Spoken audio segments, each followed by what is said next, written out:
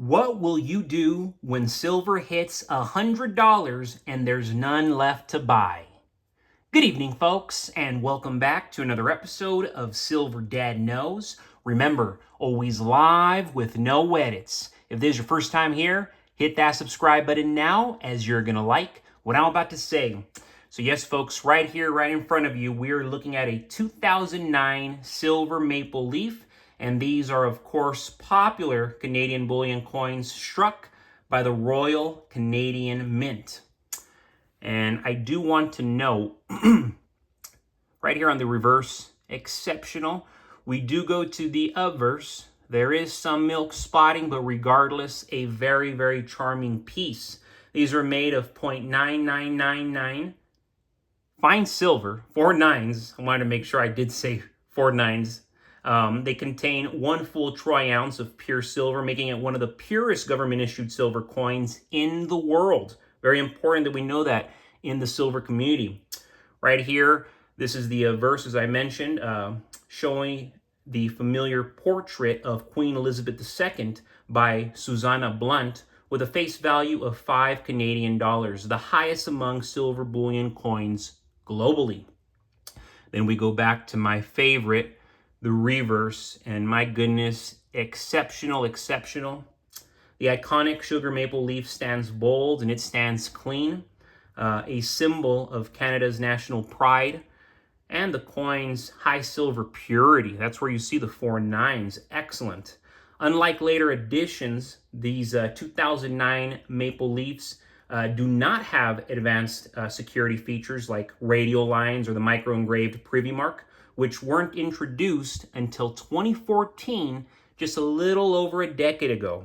That makes the 2009 coin a classic pre-security era piece, often sought after by collectors who favor older designs, such as myself. With the mintage in the millions, 2009s are common enough to be affordable, yet pure and recognized all over the world. They're an excellent choice for both stackers and collectors. Whether you're building weight or chasing iconic aesthetics, the 2009 silver maple leaf delivers timeless value in a world of fading fiat. Beautiful, beautiful piece. And one of the few silver coins I do not intend to sell ever. And God willing, my son will inherit it. My grandchildren will inherit it. But beautiful, beautiful piece right here. One that I do not take for granted. And real quick, folks, before I continue, I want to give a quick shout out. And this is to my very special, very loyal subscriber, Zach464. So glad my dad and grandpa got me interested in silver coin collecting. I branched out from silver and bought my first gold a few years ago when gold was $1,700 an ounce. I also played the crypto markets the last few years, put most of my profits into 1 gram gold bars. I've been saving old copper pennies for years. Last I checked, copper was about $4.50 a pound. Maybe even those could be used for barter for cheap household items if things really fall apart.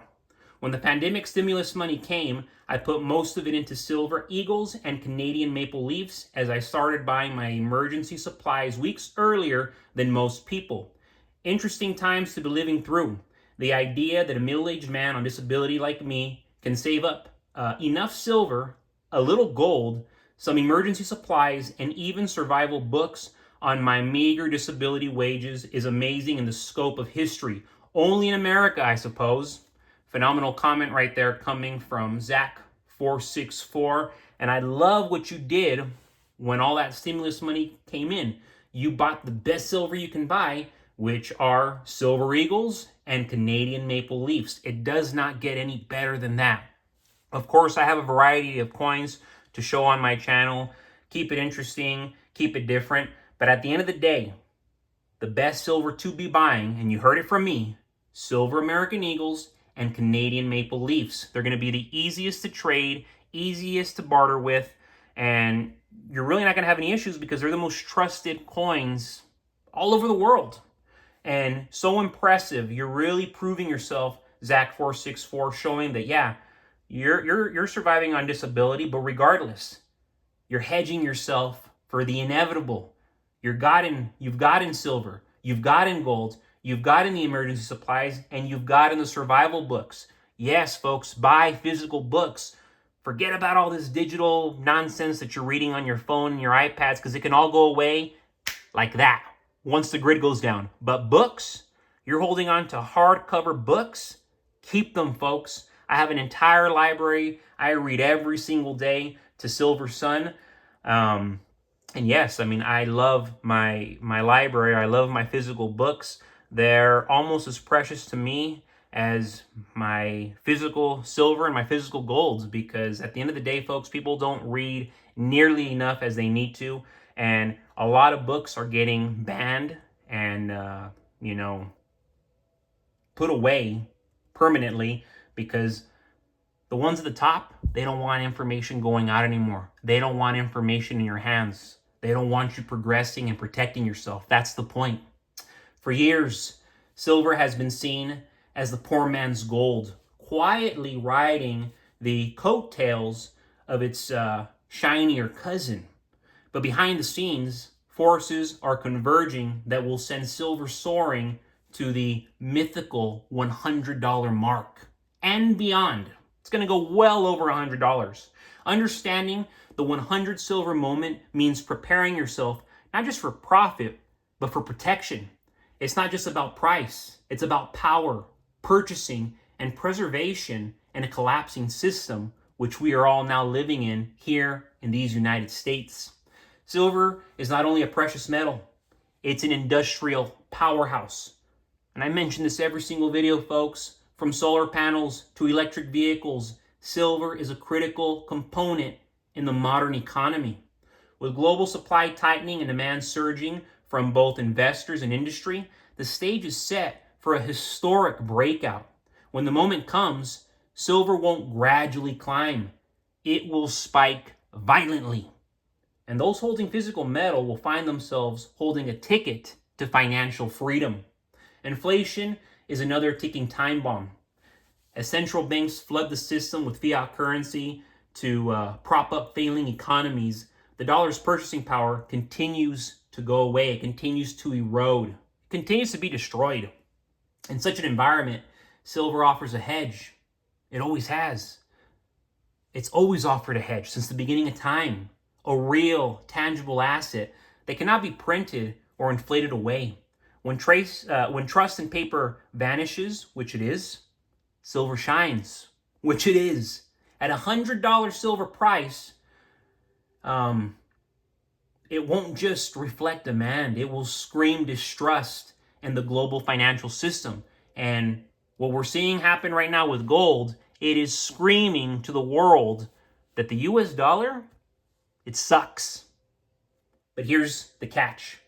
When silver hits $100, it likely won't be easily available. Premiums are going to go through the roof. Supply will vanish. Dealers, they're going to close their doors. Just like with toilet paper in 2020, everyone will rush in, but only a few will already have what they need. If you wait until silver hits $100 to start stacking, you're going to be too late. Even if you got money in the bank, you're going to be too late. Stackers who've been accumulating consistently understand this moment is not about hype. It's about positioning. Having 500 to 1,000 ounces now will mean the difference between surviving and thriving when the next crisis hits. Silver at $100 will buy a used car, pay off debt, and help you secure land in a time when cash is worth ridiculously far, far less. The $100 silver moment is not a fantasy. It's a warning. It's the red flashing light on the dashboard of the global economy. The smart money is preparing now, yesterday, today. The question is, will you be ready when it arrives? Or will you be left wishing you had stacked just a little more, just a little earlier? These are serious questions, folks. And that's why I'm so glad and so thankful that God put it in my heart to start hedging my hard-earned money 5, 6, 7 years ago. you know?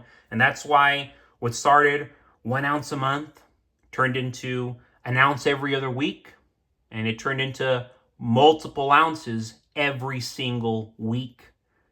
And if I had it my way, folks, I would be buying silver ounces every single day. But folks, as always, thank you so much for joining us for another evening of Silver Dad Knows.